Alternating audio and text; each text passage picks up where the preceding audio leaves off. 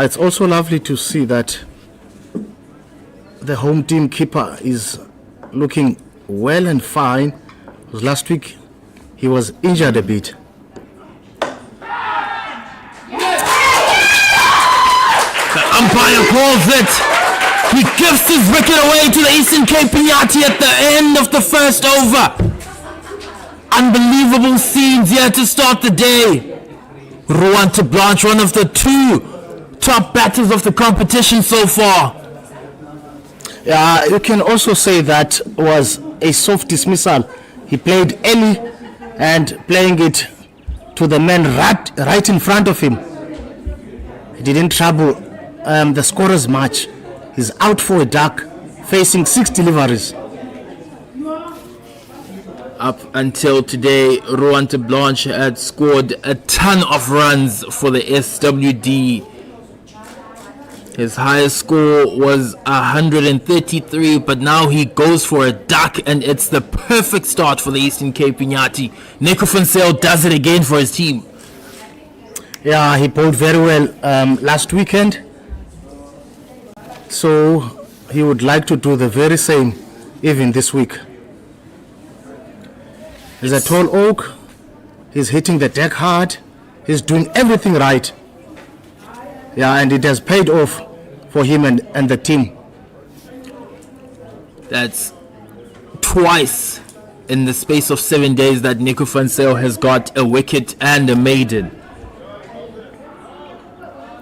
Last week against the Mpumalanga Rhinos, he got a double wicket maiden to put them in a prime position to win the game, and now he has given them the perfect start.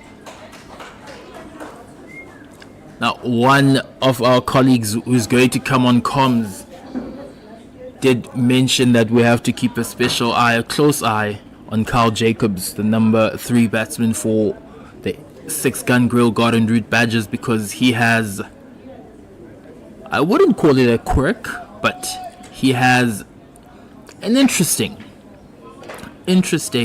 setup just before he faces a fast bowler coming in.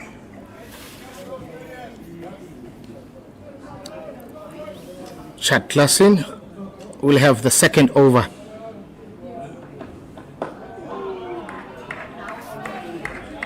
Once again, he falls over there. Perhaps the ball once again was a touch bit too slow.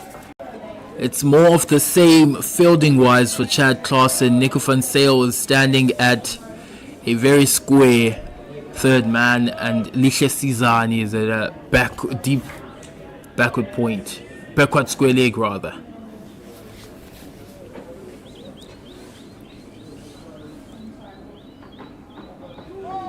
That's a very good ball from Chad Klassen. That's the one that just kept going straight, went across the line. Yeah, that was a great ball outside off stump. That was the 4th stump. Yeah, the batsman couldn't play him there. He was tempted a bit. But yeah, I've got a feeling if he stay on that line, he will rip something, definitely sure. No ball by Chad Klassen, a bit too over-eager, too enthusiastic. And the first runs of the day come via an extra from the Eastern Cape Iinyathi. Yeah, and the score is now 1-1. Maybe it's good for Vali to try to loosen up a bit.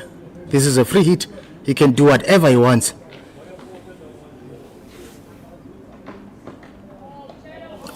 That's very well bowled from Chad Klassen. He gave himself room there to try and open up that offside. It looks like he would have been better served having stayed in his crease and just giving that the big wallop. Yes. He was trying to charge down the wicket, but he misses the ball completely.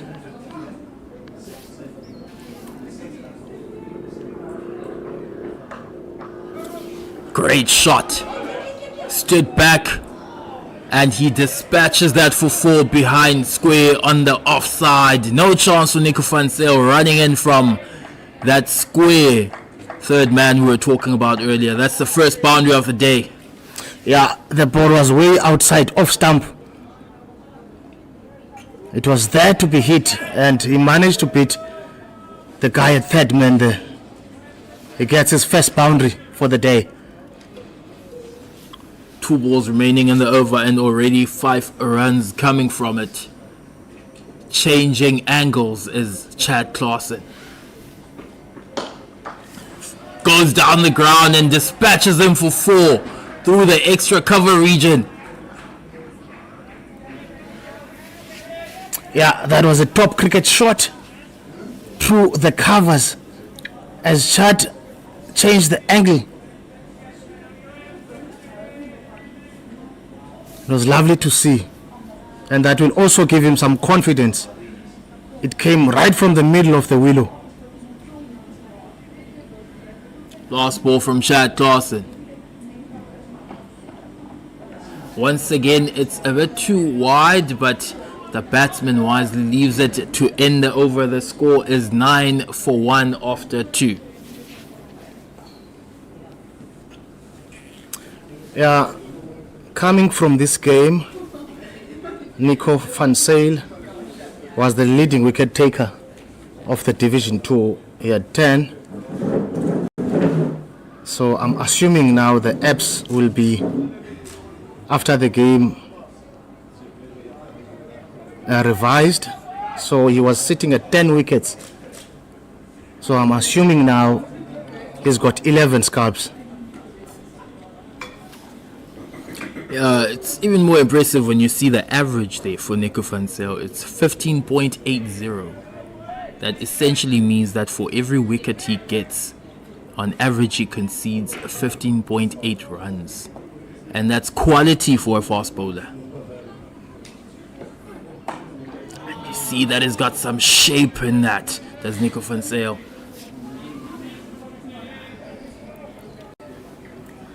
Yeah, one thing I like about him, he's targeting the wickets, trying to bowl wicket to wicket. Yeah, that's the main difference between those first 2 overs, isn't it? That Nico van Zyl was a bit tighter, whereas Chad Claassen did stray a bit too wide. Once again, he keeps the batsman busy. I'm liking the sound of the bat. It reminds me of Wanderers, the bull ring. Whenever I'm always there, I just like to listen to the sound of the willow. In a packed Wanderers stadium. It's fantastic that you can still hear the sound of the willow. Once again, Nico van Zyl gets it up close to the batsman, but he plays it straight to the man standing at a short mid-off. Yeah, I guess the bull ring, hence they are saying it's the ring. It's the way it's been built. So it's more like a circle, everyone is here, everything is here. So you can easily get that sound. Even a nick, you can almost hear it. It's an impressive start here from Nico van Zyl. He's bowled 10 balls so far and he hasn't gone for a single run, and crucially he's got a wicket as well of Ruan to Blanche. Yeah, good line and length there.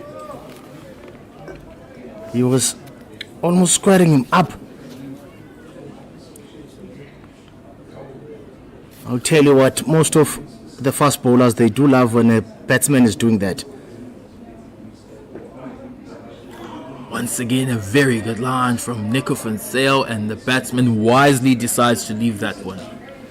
Yeah, I'm also checking how hard the surface is. Malika just took that one right in front of his eyes.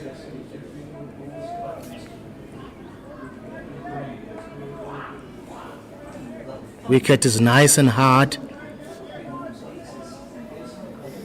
we'll have to inspect it from the other end as well, because if I remember correctly, the first over, Chad Klaassen's balls weren't carrying all that well.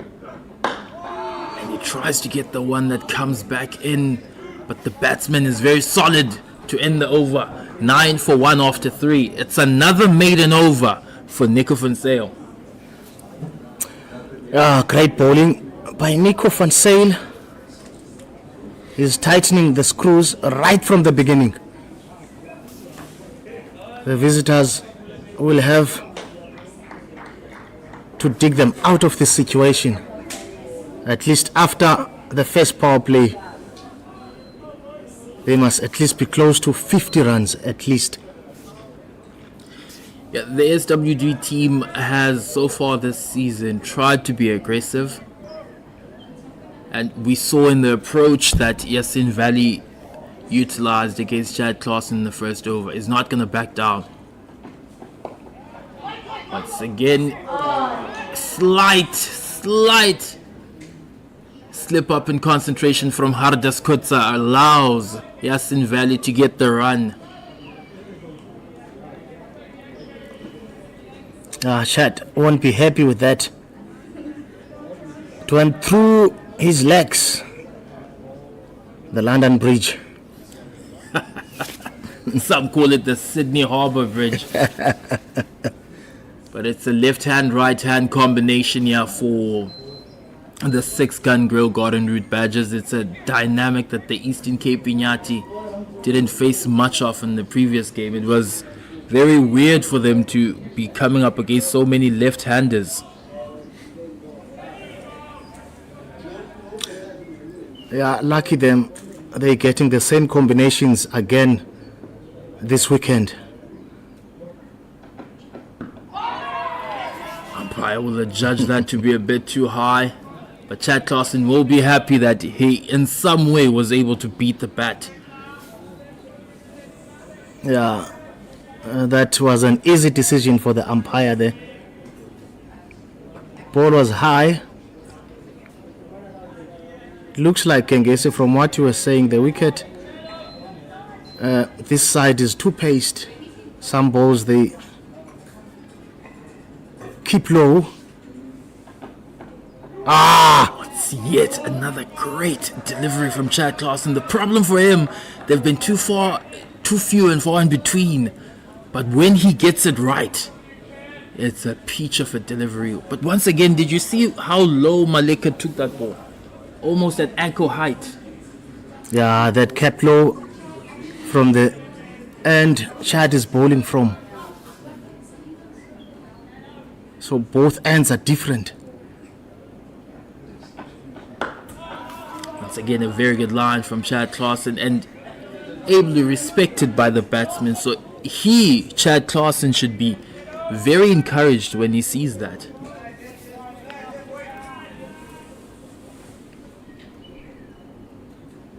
We do, of course, expect the crowd to fill up today. It is a weekend, it is a Sunday, and we have the Steve Vukile Chwete Games organized by the Department of Sports and Recreation here in the Eastern Cape. Those players' games are just about to finish now or have already finished, and you will see them trickling into the stadium before they depart for their respective homes in their respective districts. Yeah, also normally on Sundays, the promotional leagues would finish earlier. So we would see them coming in bits by bits. It's the last ball of the over, and Chad Klaassen is able to get yet another dot. He only went for one run in that over, and also the score changes to 11 for 1 after 4. If you're checking at the replay, I also like his line and length. Targeting the stumps does not give any room to the opposition to free his hands. And you can see that Yasin Valley can also see that, because he's trying to move around the crease to create opportunities for himself. Now we see Nico van Zyl coming up against Carl Jacobs yet again. Very sound technique from Carl Jacobs. Very side on when he's waiting for the ball. It's coming. It would have to be a very good ball to get him off with the neck. I can see that. Yeah, he gets his body behind the line and he waits for the ball to get to himself. Unlike Teblanche, he played early. He couldn't wait for the ball to get to himself.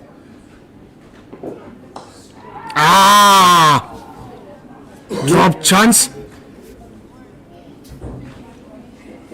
It would be very interesting to see that on the replay, but the reaction from the players is that that was a missed opportunity. If it was, then it was extremely difficult. It's possible that that ball bounced just short of the fielder. But this Eastern Cape Iinyathi outfit prides itself on its fielding, and they back themselves to take those half chances. Yeah, the Badgers will also know about that. They won't take any chances and test the home team. They've been fielding very well. And fortune was on the side of Nico van Zyl there, because it was the first ball that he bowled that straight down the leg side, but as we said, fortunately for him, it went straight to the field and almost resulted in another wicket.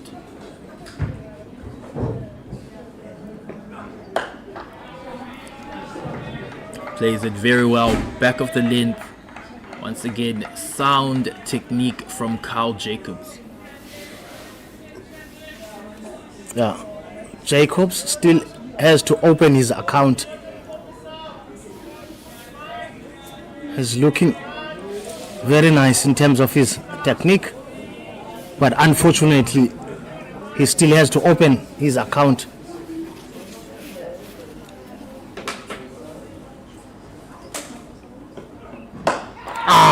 Very well played. Nico van Zyl was caught in two minds there between evading the ball or trying to take the catch. Jacobs gets off the mark with a solid straight drive. Yeah, it was not an easy one. Nico van Zyl is a tall oak, and that one he was not gonna be able to take it as he was still on his follow through.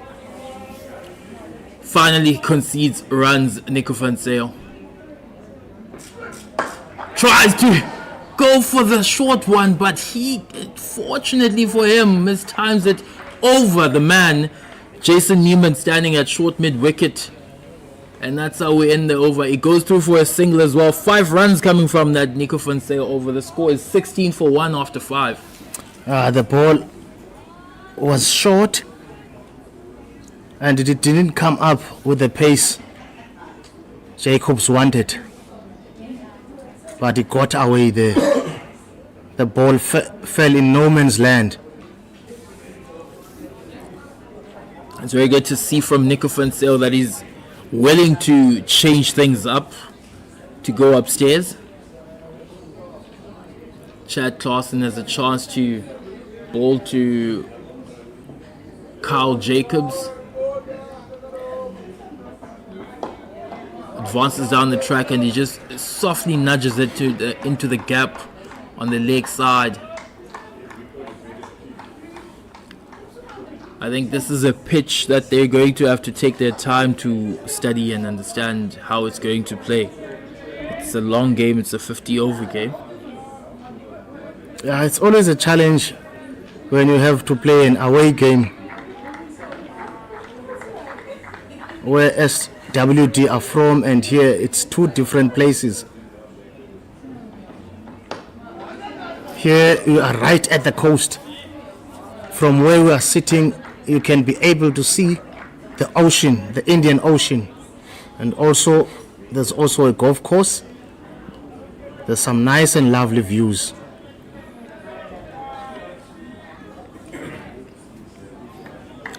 the scoreboard isn't the greatest viewing so far for the Six Gun Girl Garden Route Badgers, but they will back themselves to come back from this position. Softly nudges it down to third man. Goes through for yet another single. You can clearly see that the batters are finding it slightly easier to face Chad Clarkson than they are with Nico van Zyl. Yeah, but also in general, judging from the previous game, the longer you stay in the middle, the better chances of being able to play very well and suss out the players.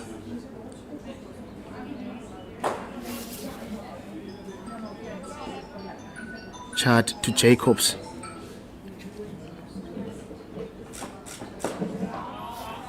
Once again, solid from Jacobs, solid from Chad Clarkson. That's good cricket from both players. Yeah, I can't wait to see Jacobs doing what he does best. He is looking solid. Hopefully there's plenty of cover drives, pulls and hooks that are coming. Yeah, you do certainly hope that there's an extra gear in his game. Chad Clarkson strays way down the leg side, but Mncedisi Malika, fortunately for the Eastern Cape Iinyathi, is able to gather that. It is a wide, yet another extra. Yeah, that's what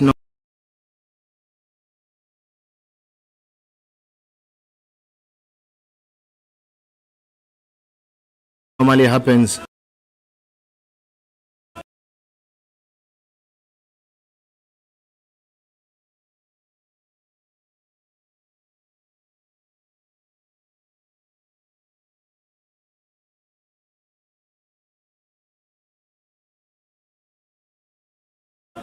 When you are bowling to the left hand and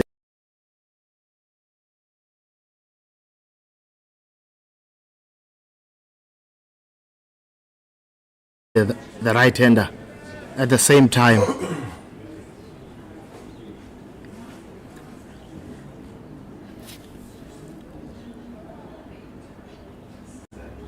As we see that one guy from slip has been taken off.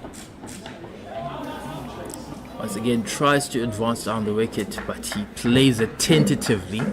It seemed to have hit him in an area where no person wants to be hit. And you can see standing far is Carl Jacobs, just taking it in. Last ball of the over coming from Chad Clarkson. He's gone for 13 runs so far in this spell. Plays that with a closed bat, able to get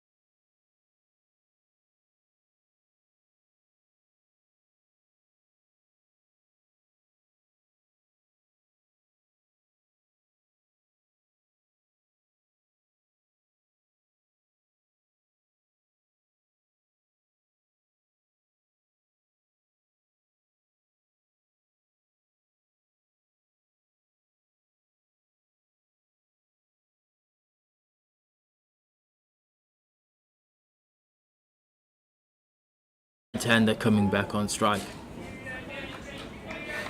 I can feel for the umpires. It's steaming out there.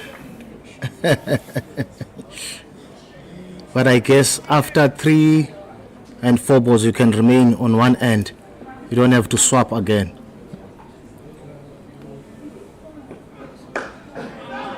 Is that a rule, or the umpires just something that they allow themselves? Yeah, it's an exception from the umpire.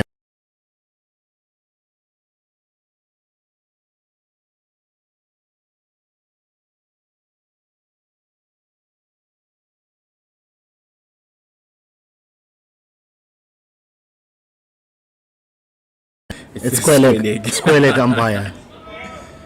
So ideally, it's where they are supposed to be.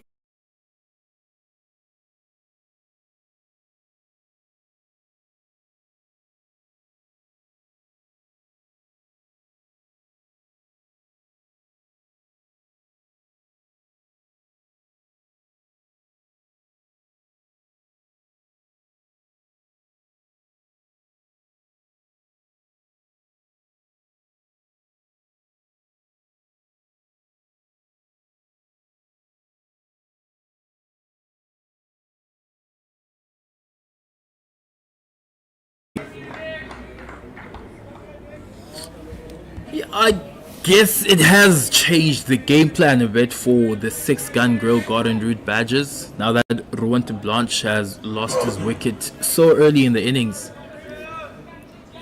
So it could be a matter of just seeing out the new ball, seeing out the first power play. Nico Fonsel has one slip in place.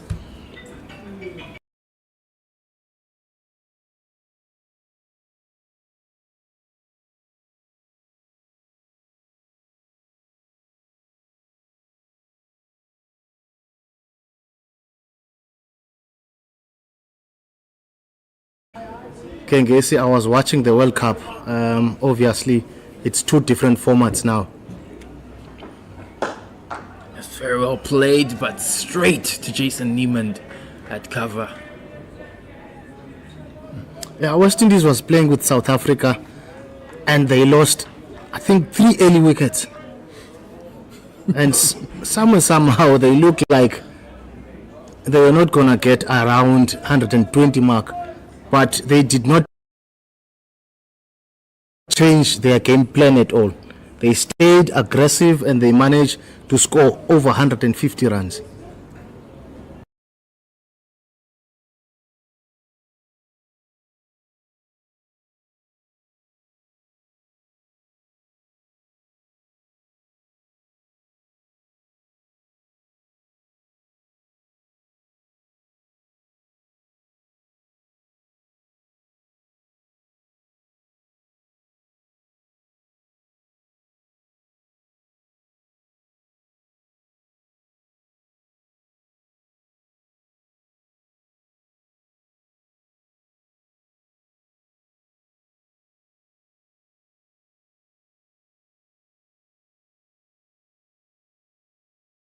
Past the man at cover now, Jason Niemand, and it are able to go through for a single. So where I'm trying to get at is, irrespective of you lost the wicket, but you still have to play your game. Game plan does not change much, except the fact that you need to be cautious on your shot selection as a batter.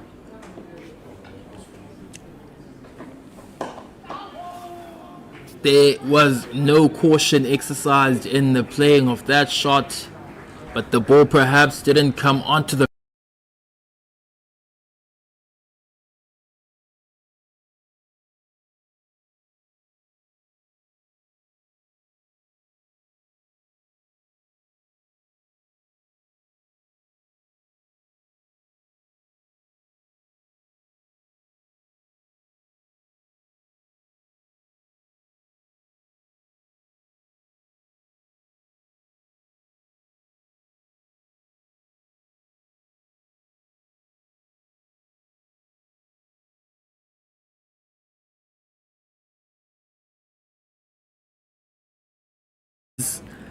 and playing for the 6-gun Grill Garden Route Badgers.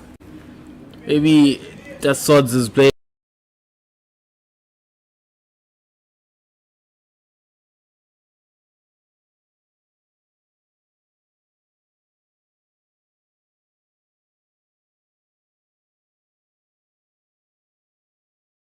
The score is 27 for 1 after 8. Yeah, but I was not happy with that back foot punch. He could have gotten 4 runs there, but he settled for 2. Yeah, and there's change in commentary. And it is now Kengesi and Os. Thank you for that, Sir Jack. There's a change in commentary, but not a change in bowling. Nico van Zyl runs in for his 5th over. Tries to play it just on the right of Gaudu Molefe, but it goes straight to him instead, and there is no run scored. Score is 27 for 1 after 8. Os, what's been your assessment so far? Greetings to everyone watching and listening at home. Thanks for the introduction. Assessment so far, it's a boxing match. You know, they're still assessing one another out. The batter's still trying to get in terms of with the pace of the wicket. Oh, Nico van Zyl manages to get that extra pace and catches Yasin Valley off guard there. Definitely giving him something to think about. You know, so I think as someone that's coming to play an away game at Buffalo Park, you'd want to do your homework and you'd know that there's runs to be scored at Buffalo Park. But there's a question of how do you score runs here? And I'm going to touch on it just now.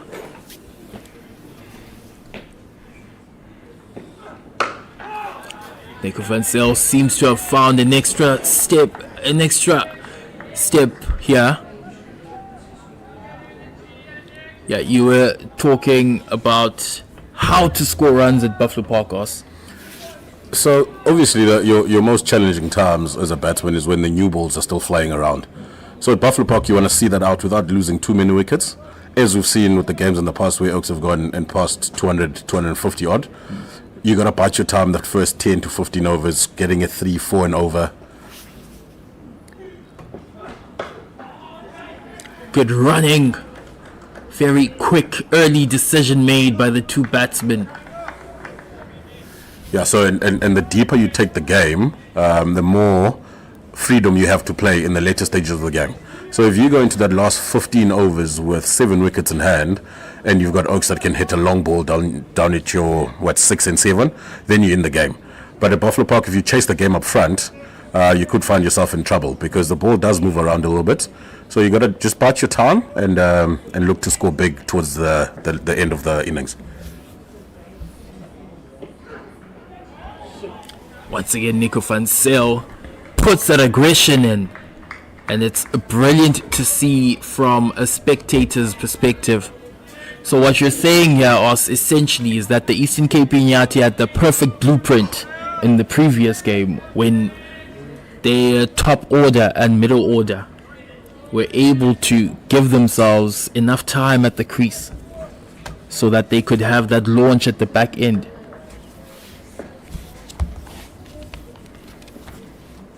Last ball of the over from Nico van Zyl. He gets the wicket! Just as we were talking about exercising caution, Carl Jacobs throws away his wicket. The Eastern Cape Iinyathi are 9 overs into the first innings. Their score is 28 for 2. Nico van Zyl has accounted for both wickets.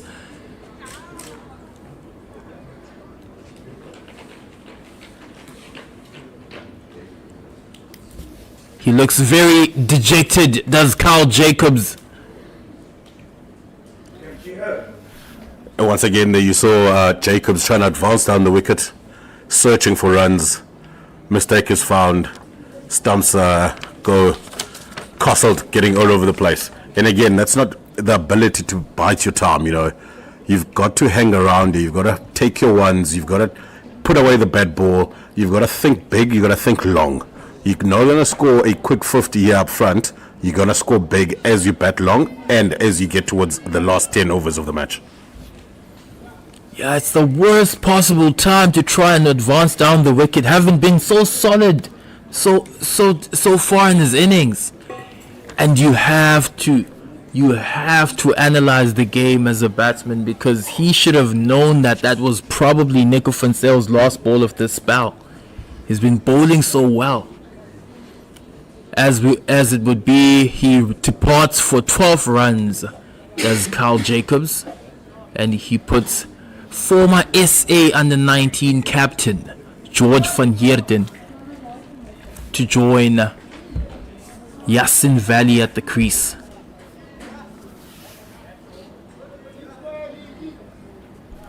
Was a 28-run partnership.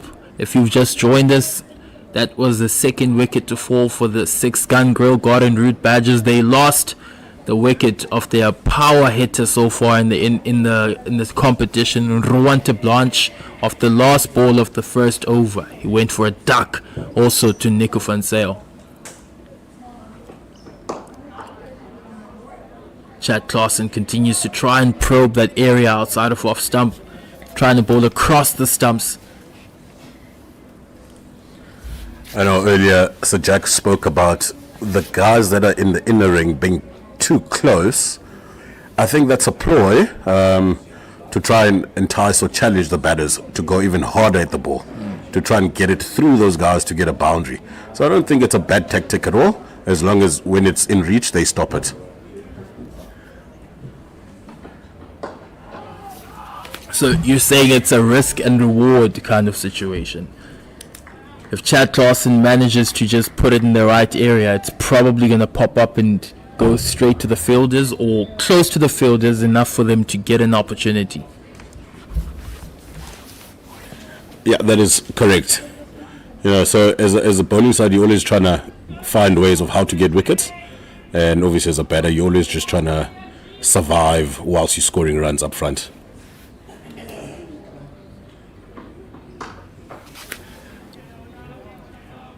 Caution exercised when trying to play that shot from Yasin Valley, not really using his feet, not going hard at that ball. Perhaps keeping in mind what you just said, not wanting to be caught out in those covers with those very good fielders in Michael Copeland and Jason Niemand.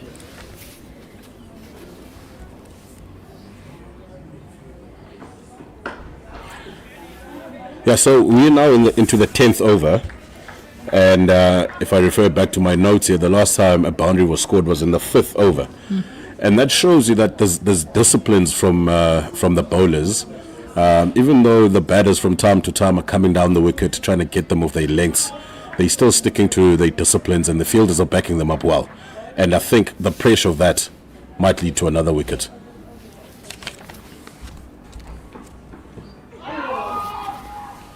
Not expecting that one to be so close to his legs was Yasin Valley. He'll feel like he missed out there, even though the captain of the Eastern Cape Iinyathi, Nathan Roux, has placed himself at that short mid-wicket region to try and get those leading edges or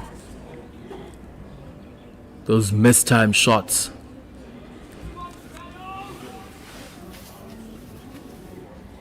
Last ball of the over. Very well played and very well fielded. Looks like Christian du Toit. And that's been the hallmark of the innings so far from the Eastern Cape Iinyathi. 10 overs into the game, the score is 29 for 2. And that's the end of the power play.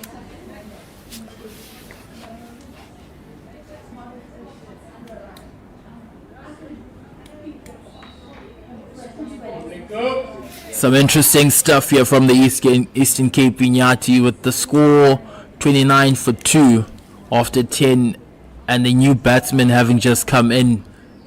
They are giving Nico van Zyl yet another over. He's going to be bowling 6 on the trot.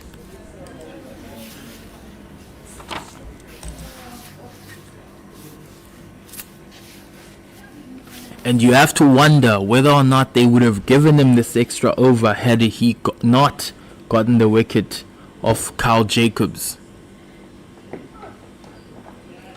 He's obviously got more protection now. Fine leg is back, square leg is back, third man is back, and also Lihle Sizani at moving now to where square leg is, deep square leg. But Nico van Zyl has now 4 fielders outside the circle between overs 11 and 40. Yeah, I think with after 10 overs going at 2.9 and over, you want your strike bowler to give you another wicket. So that's why he gets the 6th over. Probes does Nico van Zyl, but well played from George van Heerden. Doesn't lose his head there, keeps his shape.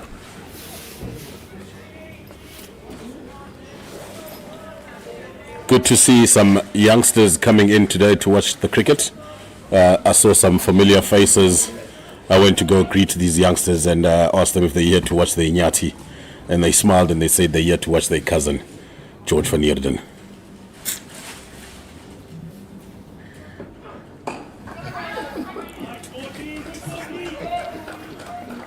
Some very misdirected enthusiasm from those youngsters. You'll find that they won't be very popular around these parts. He gets his first runs, does George van Heerden. Plays it off the hips.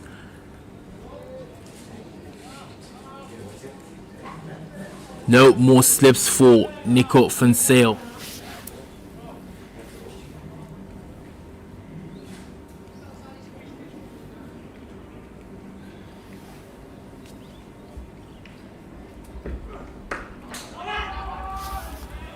Very good fielding from Khaudi Mulefe, but the throws cause for unnecessary runs.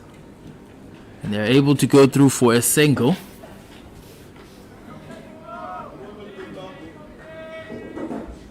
Nico van Zyl employing 3 fielders on the boundary. Seemingly doesn't need to have 4 at the moment. As you said, he's still in striking mode, so he doesn't see the need to have 4 on the boundary.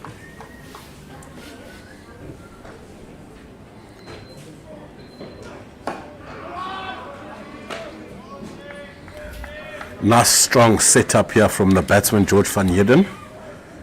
You know, there's not much movement that he does when the bowler's running in. He's focused, head nice and still, looking at the bowler, looking at the ball. You know, he's a compact player. You know, he doesn't do much outside of his zone up front. He does what you call, he plays well within his box. Last ball from Nico van Zyl, and what you would expect to be the last ball of his spell. Ably played from George van Heerden to end the over. 11 overs gone. The score is 32 for 2.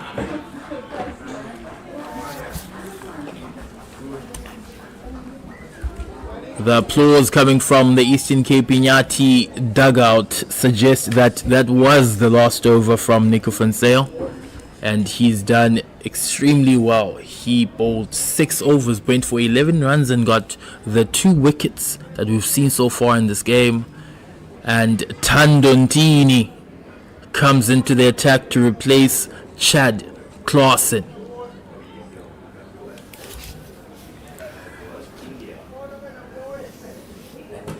If you watch the field, yeah, we still got a point, cover, extra cover in the mid-on, mid-wicket, all inside the ring. And that's because the bowling side is on top, you know. So at this point in time, as a batting side, you'd hope that you'd have boundary riders out so you can hit those sweepers. So you're saying that the Eastern Cape Iinyathi are basically not giving them an out? Yeah, so this is the game. This is the part of the game where you squeeze. I reckon if the score was at about 50 or so, you'd see sweepers out. That's when the batters would have to take those ones to the boundary riders. But because the squeeze is on, the Iinyathi side believe that they're on top, and they don't want them to get away. You know, they're forcing the batters to do something to get runs.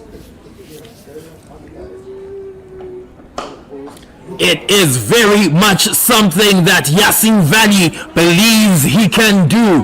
That is a wonderful shot played over cover.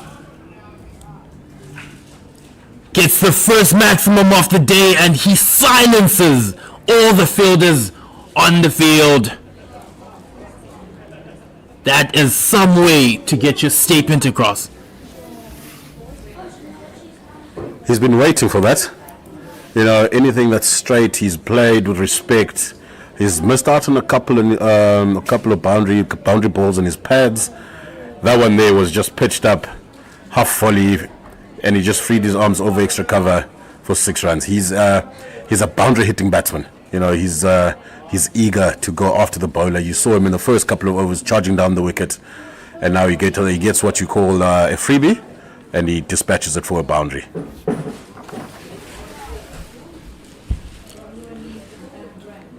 That 6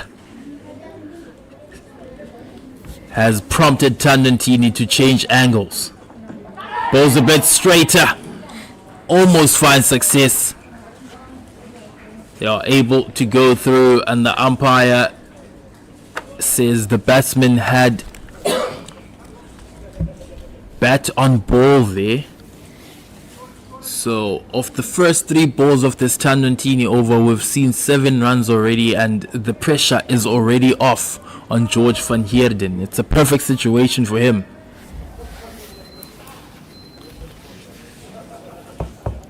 It is nice as a new coming batter to know that the over is already under pressure and you don't have to do much. Oh, he goes fishing. He goes fishing. Does George van Heerden? That is not good thinking. 7 runs already in the over, and you have just come onto the crease. You need to be taking your time. As a batsman, you don't mind a bowler bowling a ball that deserves your wicket, but at this stage of the game, you don't want to be giving your wicket away by flirting with something outside the off stump.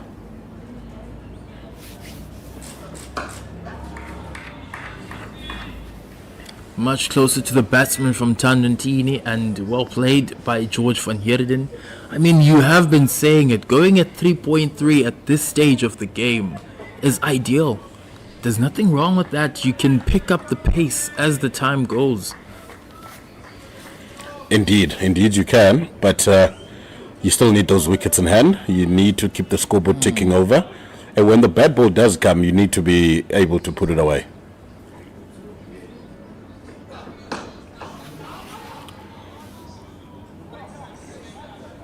Back of the length from Tandantini to end the over. The score is 39 for 2 after 12. His first over goes for 7 runs. It's a good comeback, having gone for a 6, a huge 6 over extra cover.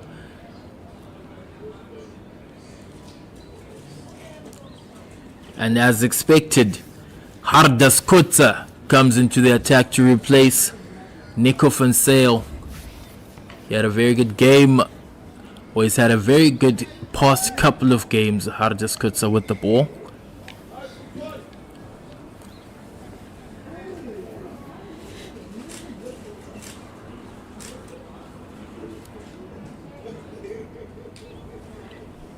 It's not the worst situation to be in for the 6-gun grill garden route badgers, but as you said, they need to navigate the next few overs.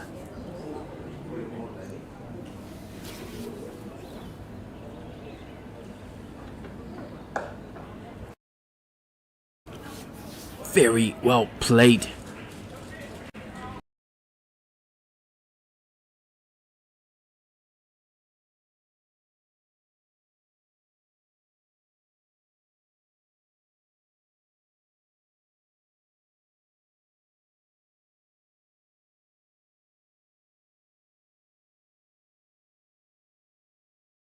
one of the best shots to get off strike is just running it down to third man.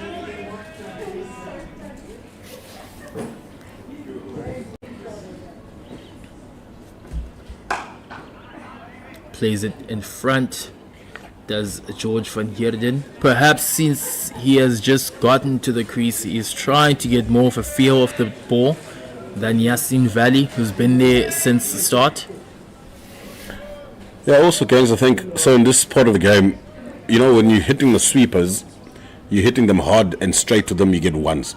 But you also want to hit the pockets of the sweepers. So you're challenging your sweepers to go 10 meters to the left, 10 meters to the right. That gives the batters an opportunity to get two. So I know a lot of coaches talk about hitting sweepers, but you got to hit the pockets of the sweepers.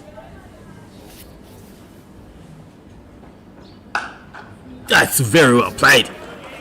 Great shot. Just opens the face of the bat. No chance for Michael Copeland or Gaudisa Molefe standing at backward of point and at point. Well played there by George. He's allowed that to come to him. You know, he's watched it under his eyes, full face of the bat, in between the point and cover, races away for four. You know, also Buffalo Park is the type of field that it has value for shots. You know, if you hit it well enough, you're going to get rewarded for it. Tries to pull a bit straight and there's a chance for a run out. The Eastern Cape Iinyathi captain Nathan Rue, unfortunately for him, misses the stumps. It would have been interesting had we seen a direct hit.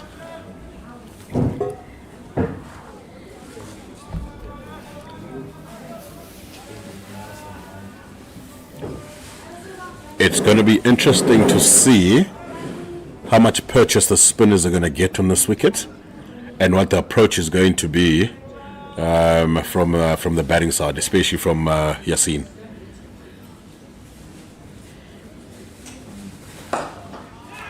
Once again, they take the quick single. You spoke about the sweepers and making them work, but Nathan Rue there was standing at mid-off and he was made to work. That ball went a few meters to his right and that gave the batters a chance to go through for that single. Yeah, so also just for all the youngsters out there that are watching or listening, knowing how hard you've hit the ball is very important. You know, if you've hit the ball too hard, straight to the fielder, you don't get a chance to run.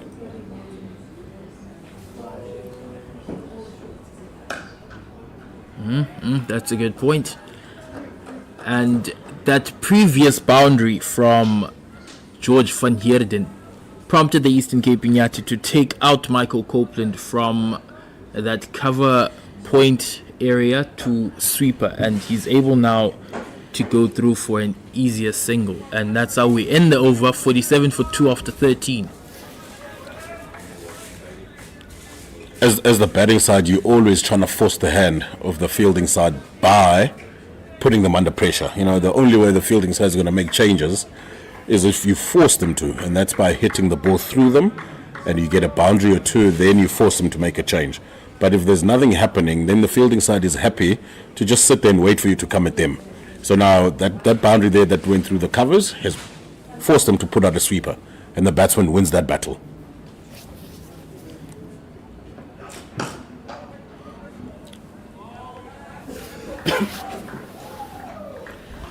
You know, those balls there that Tando's bowling to George van Heerden, back off a length, probably on about fifth stump, and you're seeing George van Heerden trying to turn them to mid-wicket square leg area. I'd be very careful by doing that, especially early on in his innings, because of the wicket being too paced. A leading edge could become part of the problem here. You have to think that that's exactly what Christian du Toit is standing there for. There's a chance that he might be the one that takes that catch, and Tandantini tends to hit the deck hard, but with the wicket, as you say, being too paced, there's every chance it could happen.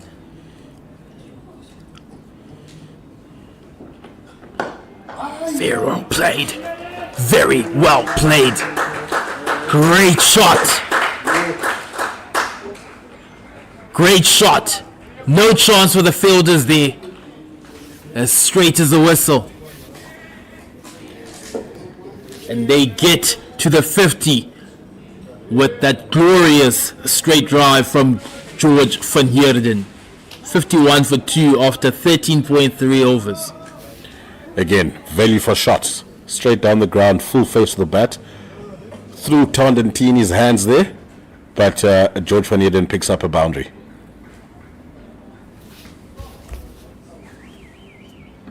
There we go.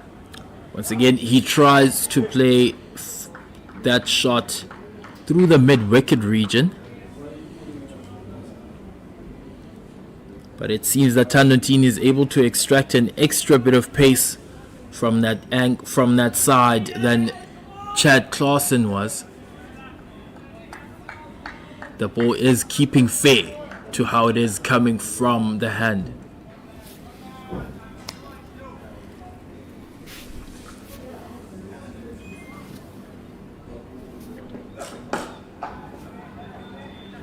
Once again, solid defense from George van Heerden. Seems to be in good nick so far. Only one ball that he played recklessly or carelessly early on, having faced 16 deliveries. Yeah, Van Heerden looks like the type of batter that likes to assert himself. You know, he doesn't like bowlers bowling to him. He wants to dictate how bowlers must play. So he likes bat on ball and is looking to score, which is always a good thing for a batter. You know, positive body language and looking to score. There you see it again. It finds the man on the sweeper on the leg side boundary to end the over. Tandantini's first 2 overs have gone for 12. The score is 52 for 2 after 14. Harjas Kutsa about to bowl his second over. When he was bowling, we saw that the Eastern Cape Iinyathi did have 4 fielders out on the boundary, offering him a bit more protection than Tandantini. Ideally, as the batting unit, you'd want the likes of Van Zyl, Clausen, and Ndini to come back for their second spell, whilst you 2, maybe 3 down. Now, if you get the quicks coming back for the second spell, bowling at the guys that they bowl to up front, the batting side is doing something right.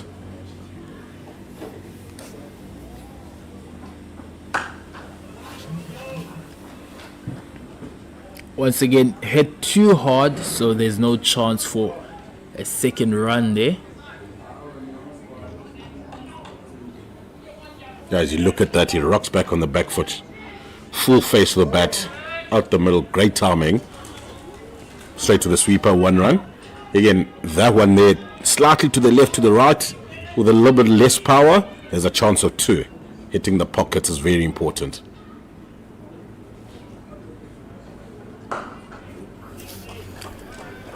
Good rotation off the strike from the 2 batsmen.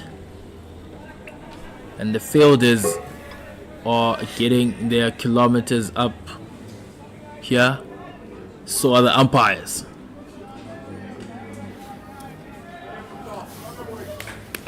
And we did mention earlier on that we would see more and more people coming into the stadium as their matches finish all around Gombo City.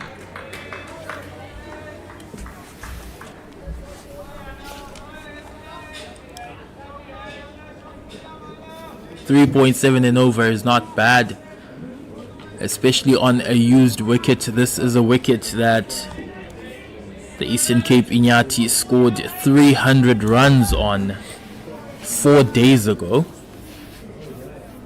Looks a bit drier than it did. Not kept under the covers as much as it was for the previous game. And also, the previous game in total produced close to 550 runs. So yeah, Buffalo Park is if you're willing to invest your time out in the middle, there's value for runs out there, you know. But you need to face and go through the tough times before it gets easier. So there's definitely runs to be scored out there, but you've got to be able to take the heat, You got to be able to sacrifice up front for it to get easier. Hardeskutsa. George van Heerden once again plays that with hot hands, you might say, because he was trying to run it down to third man. You see him practicing that shot once again. Not waiting for the ball to get under him.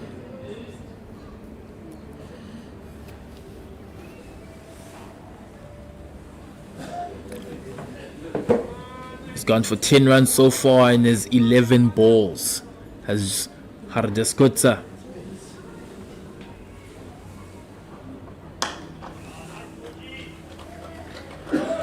A single off the last ball of the over from George van Heerden.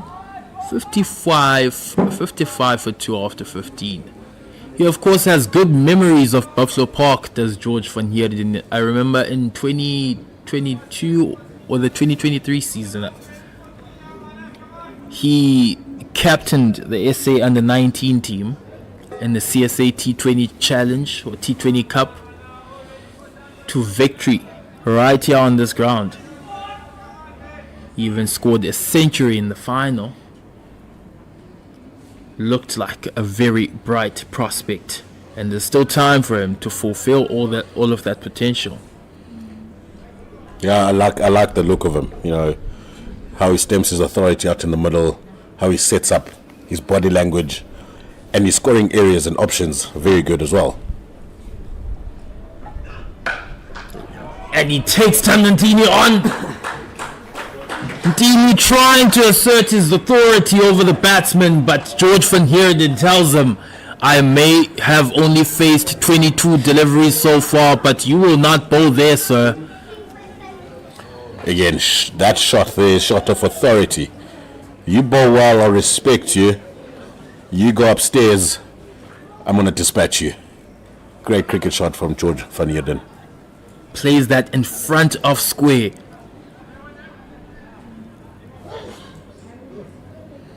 To show that he saw it all the way. He saw it early.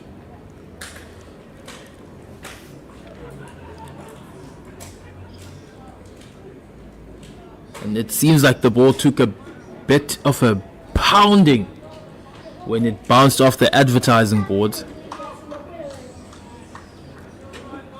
Tandantini once again, he bowled a good over last over, but he went for a 4 of his third delivery. Now he starts with a 4. Let's see how he comes back. The last 4 overs has been 3 boundaries, which then says to the batters, we don't have to go out of our way and look and search for runs. You know, those boundaries are coming. In between those, the 1s and 2s are very important. You know, from coaching youngsters, you always tell them what's important is what you do in between the boundaries. You know, you can hit a boundary of ball 1 and a boundary of ball 15. What happens in between is important. That is what happened now. After having the first ball go for a boundary, they have 5 runs of the first 3 balls of the over. And simply, you just keep collecting runs. You know, collecting runs is not about boundary hitting. It's about what you're doing in between the balls and between boundaries. Collecting your 1s, collecting your 2s, running hard. When there's a chance of a 3, you take that. And you just keep collecting runs as you go. And the scoreboard keeps ticking over. That's the most important thing. See some running repairs for Tandantini. Seems as if he has an issue with one of his spikes. And he asked the umpire for one of his trusted tools to fix them. And he is ready to go. Changes angles. To the left-hander, he is coming around the wicket.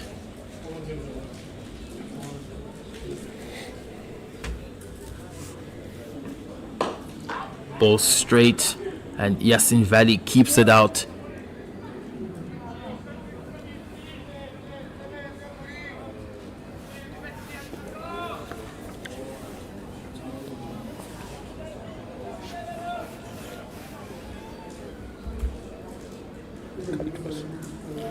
He finally has 4 fielders out on the boundary does Tanontini. Great game of cricket happening on the outside of the boundary there from the youngsters.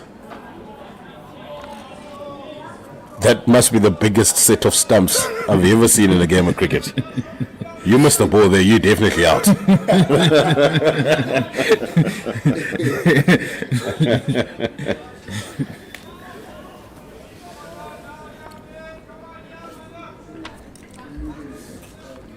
There you go.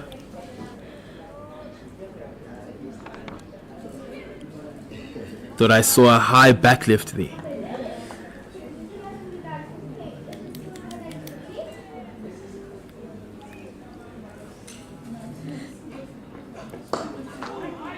Plays it well in front of square, into the pocket. And there's a chance for 2 runs, just as you were saying in the previous few overs, Os. And that's how we're in the over 62 for 2 after 16. We're going to have a change in commentary. I'm going to be leaving. Jack is going to come in. Just a very interesting stat here. After the first 10 overs, the achieved strike rate was, runs per over was 2.9. And after 15 overs, the batting side have upped it to about 3.9. So the runs are starting to come along. They're collecting well. The bowling, maybe not as disciplined as what it was in the first 10 overs. Welcome back, Sir Jack. Morning, Aussie.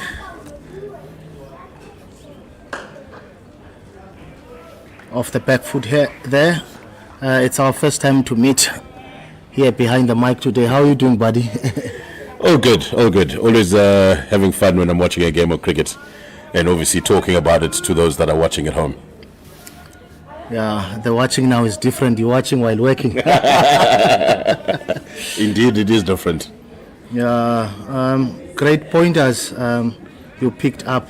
It's also something that I've noticed that the strike rate now went up to 3.9, which is a positive to the visitors. Ooh. And you'll have to re-bowl that one again. Overstepping there. I think the coaches always, Jack, talk about the controllables. You know, things like wides, no balls, overstepping, dropping catches. Those are controllables. And at the end of the day, those can hurt you as a team. Very funny. In our days now, the bowlers are using tape measures, while the old toppies were doing it manually, counting.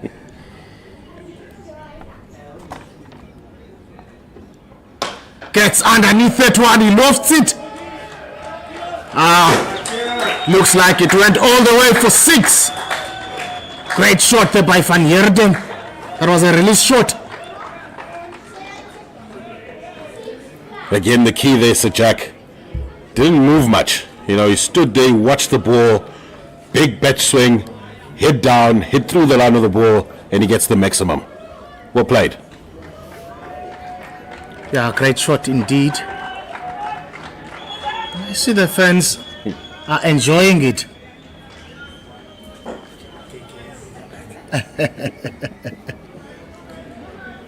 And it's filling up today.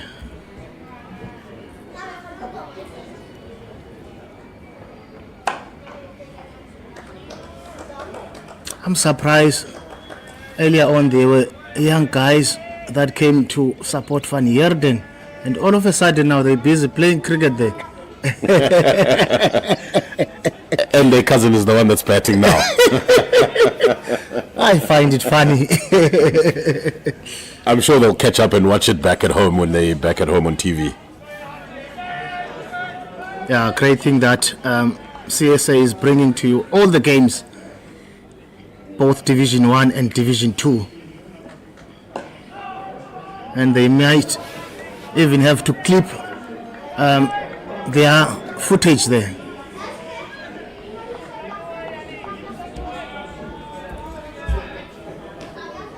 Yeah, good going by Yasin Valley. He's the talisman so far. He needs to bet deeper and make sure he bets until the end.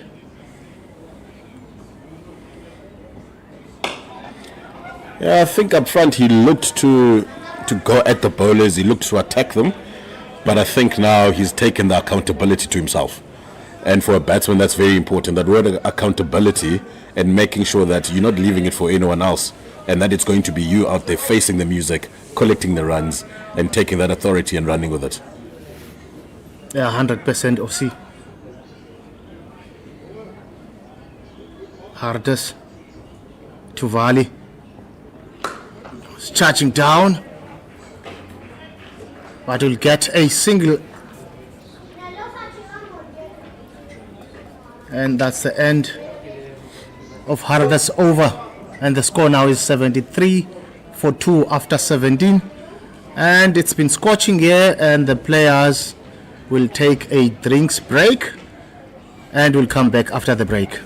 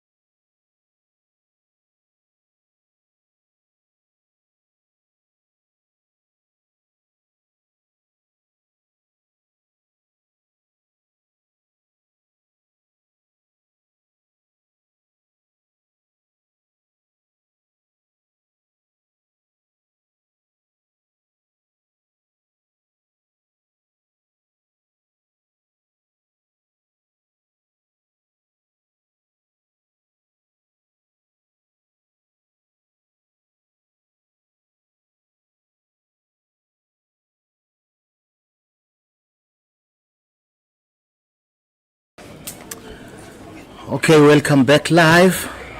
If you just joined us, the Garden Route Badgers won the toss and elected to bat, and the score now currently is 73 for the loss of 2 wickets after 17 overs.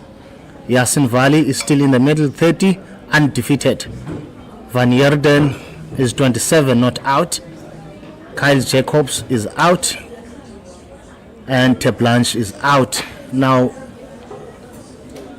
top of the bowlers was Nico van Zyl for the home team, who's got 2 wickets and for 11 runs, and is the only one that has taken wickets so far.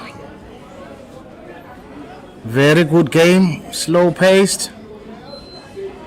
The visitors are getting there slowly but surely. Yasin Valley is still there on 30. He's the one that understands the wicket better than everyone now. As we see now, there's bowling changes. Right after the drinks, they are dropping the pace, bringing in Molefe.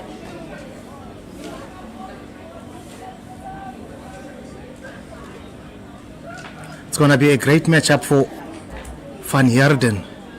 He's going to be turning the ball away from the right-hander.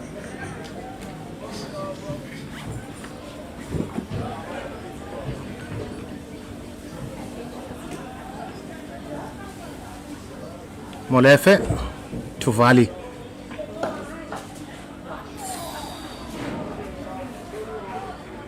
Vali will cash in a single there. And obviously it's a left and right hand combination. The fielding will be changed quite often. But now the good thing that Molefe would like is that this is the good matchup for himself. He will be turning the ball away from the batter. I see Van Heerden was looking at cow corner so early in the day.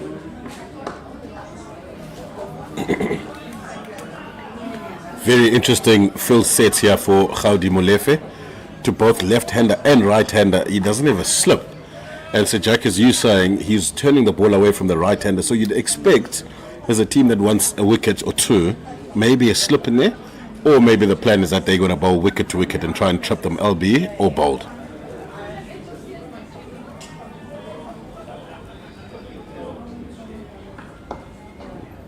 Yeah, ideally it's very rare you see him without a slip.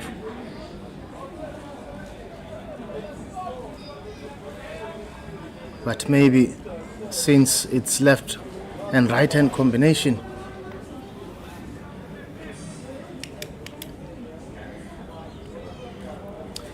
it's a good replacement for Jade. Jade went to play for Northwest Dragons.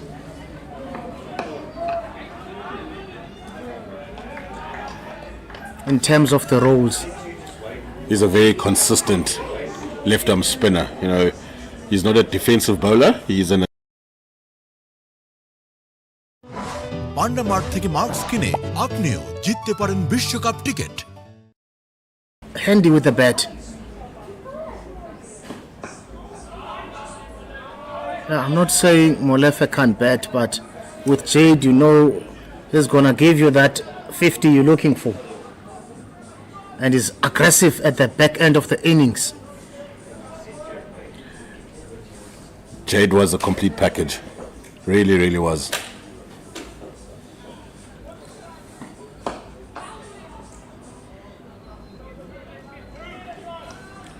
Van Heerden will get a single there to end the over, and the score now is 77 for the loss of 2.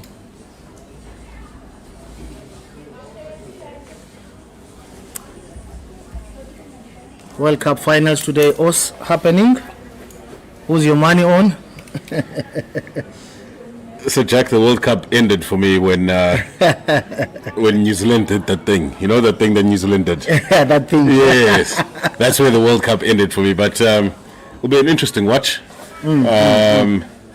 If New Zealand bat anywhere close to what they batted against the Proteas, they'll be well within a shout for the win of the World Cup. But India at home, very difficult to beat them.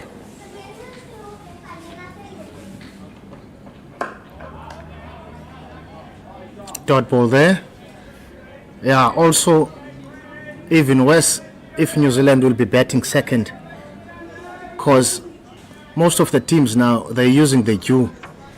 You win the toss, you field, the way they batted against South Africa. It's a pity it was a knockout game and there were no bonus points. The game was done in 12 overs.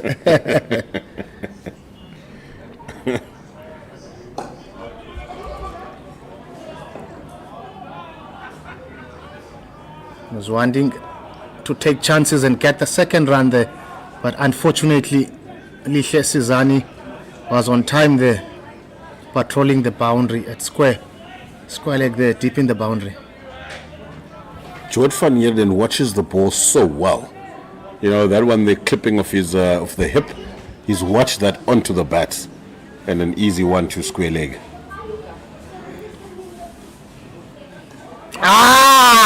Guess his man! There was no foot movement at all there. Yasin Vali departs. Ball that was outside off stump. He just flashed his back, rather his bat, and he was caught by Malika behind the stumps. So Jack playing away from his body there. Ball finding the outside edge. Malika cleans up with the gloves at the back there. There's something we forgot to talk about here, Sir Jack, and that's the drinks break and what it brings afterwards. You know, that first 2 to 3 overs after a drinks break is very, very critical because 80% of the time it comes with a wicket. Yeah, that's 100%. Great take there by Malika behind the stumps. Because normally any breaks with cricket, you must know it's going to disadvantage the batting side. But the home team won't say no to that. 100%. Yeah, as we see now, Peko Moletsane going into the middle. The guy that was there from the commencement of this innings, he departed now, Yasin Vali for 32. And good thing is for the visitors is Van Heerden is still there and is on 30 runs. You don't want to get new batters at the same time. They never had a partnership that is going. If my memory served me well, nothing that was over 40 as a partnership. That last partnership was starting to pick up. You know, they were starting to control things, and lapse in concentration.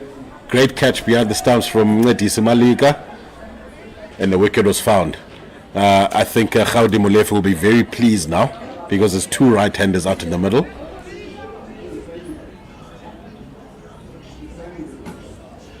Ardas to Moletsane, clipping off his pads there to get a single. Oof, your name. Good work there from Christian Dutoy.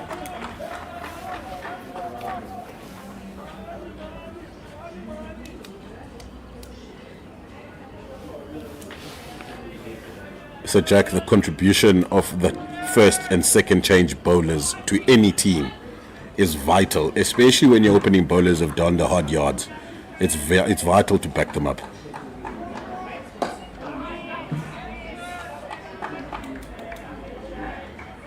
Yeah, they've done their jobs very well.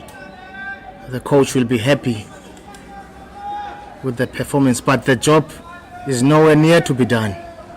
They will have to tighten the screws.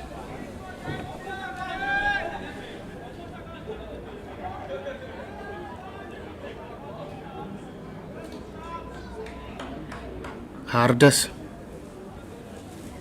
to Van Heerden. Nice back foot punch. And that's the end of the over. And the score now is 80 for 3 after 19 overs. Van Heerden is on 31. Moletsane has got 1 run. Yeah, once again, George van Heerden is just very easy on the eye. You know, he's a likable batter. If you're coming in to watch the game and he's batting, you'll ask questions about him. Who is this batting here? Because he just looks the part.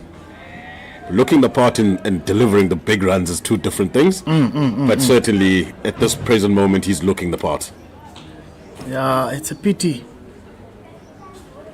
they can't hold on a little longer. They're looking very good. Everything they're doing it is on point. Also playing that one under his eyes.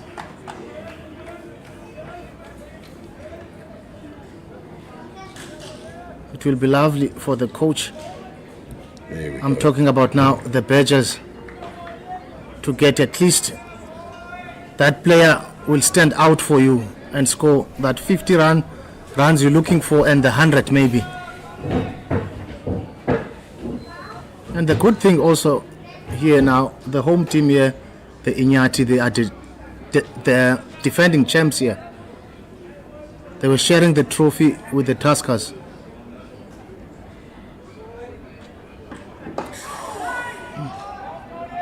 You don't want to look like Kaizer Chiefs when you are defending your trophy.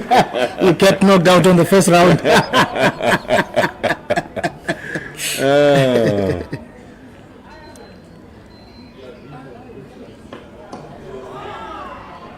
Great ball there by Molefe. Drawing the batsman forward. Testing his defense. And also it's good to see that though I'm not happy by the rotation of the strike, boundaries are not coming, but I would love at least to see them rotating the strikes, taking those singles, turning the ones into twos.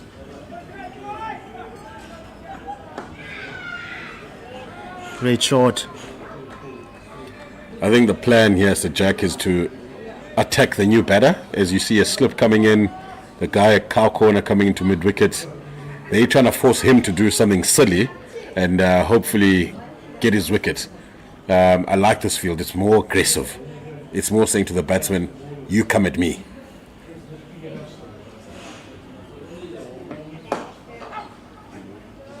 Lovely to watch.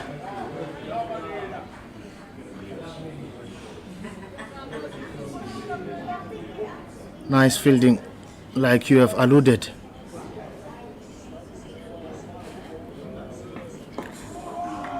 Lovely.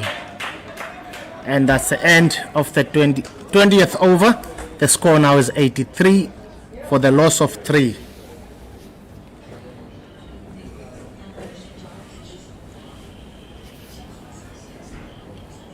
And I was also watching OC yesterday.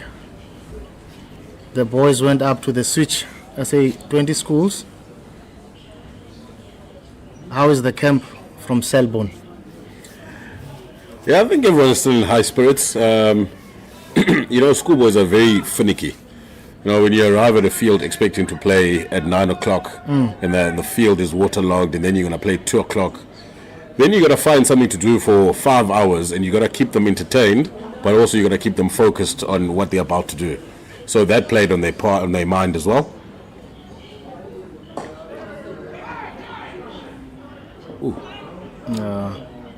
Yeah, but look, the achievement as Selborne College, to go there and fight with those schools, and I don't think they did themselves any disservice. I mean, we saw some great performances. We saw a catch that's probably going to trend for the next year By Manyonga, AV, you know, and it couldn't have happened to a better person, because he's going to claim it, he's going to own it, he's going to walk around with that catch on his shoulders for the next year or so. So no, the guys didn't do themselves any disservice at all. Nicking that one, and it goes to the boundary for 4.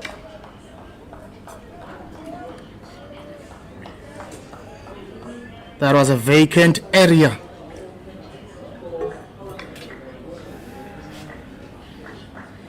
First boundary from Moletsane. Yeah, and also I wouldn't say it was a matter of adaptability, because they have won games under their belt in the Highveld.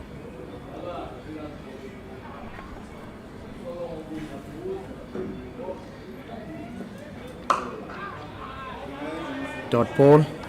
Now, in terms of the Eastern Cape schools, do you believe that any school that will be representing the Eastern Cape, we still stand a chance of winning the competition?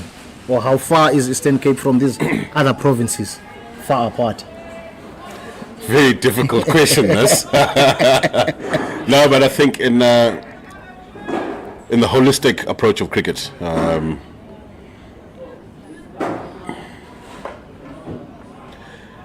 the game of cricket has moved on, and one or two schools are there and thereabouts, but the bulk of the schools in our region aren't there yet. But if you're good enough to win our competition in the Eastern Cape, then you're definitely good enough to go and fight with everyone else out there. I think for me, it's how you prepare, understanding where you're going, and playing fearless cricket. I think in our region, we're too cautious the way we play the game. Great shot. Flicking it off his legs. For a single, it's a pity. It's a no ball. That will be a free hit. It's a no ball. He has been overstepping. If my memory serves me well, this is his second.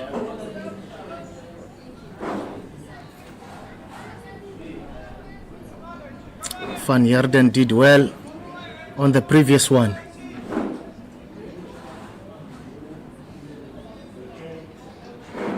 Some discussion between the captain and the bowler, changing of the fielding positions, and it is allowed because the batters did swapped.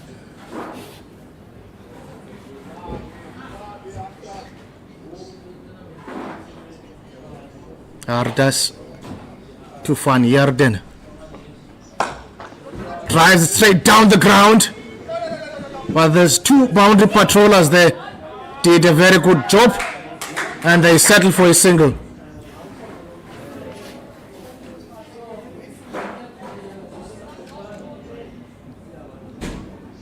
It looked like one of his hands came off the bat there as he tried to strike the run.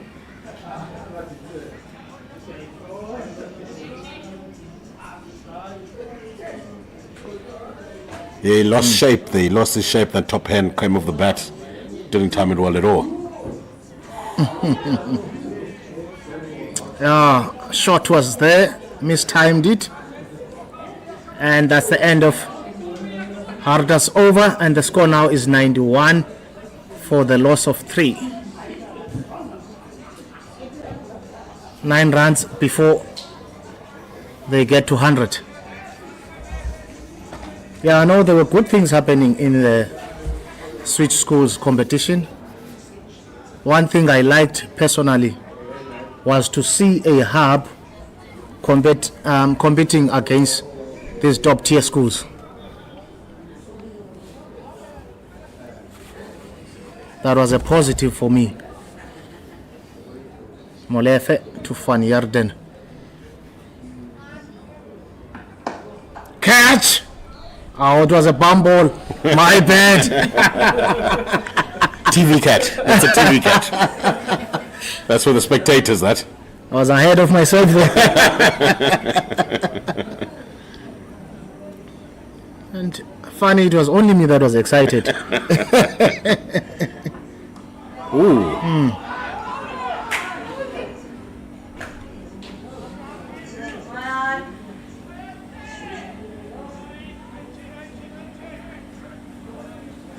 Yeah, just to wrap up, it's really a good thing that you've got Graham College that went there 2 times already, if I'm not mistaken. Selborne also went, and they were not knocked out. They went to the semis. We'll take a single there. The previous year, Graham College was kicked out by Bishops, who won the league, the switch. Yes. So there is at least a light at the end of the tunnel, and there is hope for Eastern Cape schools. No, there definitely is. It's just you want our competition to be tougher in our region, because if we're competing well with one another,